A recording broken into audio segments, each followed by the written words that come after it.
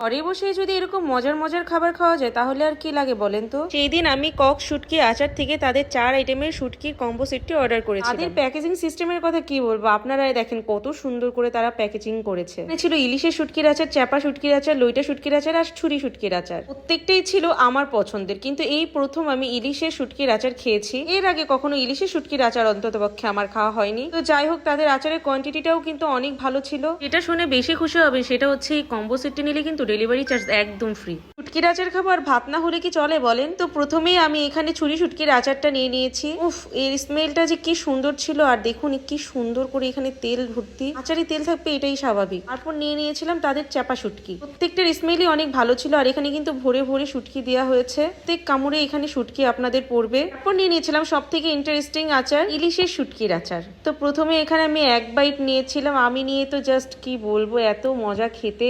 একবার হলেও বাসায় ট্রাই করে দেখবেন, অস্থির খেতে, অস্থির। আমি তো একবার খেয়ে জাস্ট ফ্যান হয়ে গেছি। আমার কাছে মনে হচ্ছিল এই খাওয়া যেন আমার শেষই হচ্ছে না। যারা ঝালপ্রেমী তাদের জন্য বেস্ট অপশন এটা। আর এই ইলিশের আচারটা কিন্তু সত্যিই খুব মজার ছিল। আপনিও যদি মজার মজার আচার খেতে চান তো আজই অর্ডার করে ফেলুন।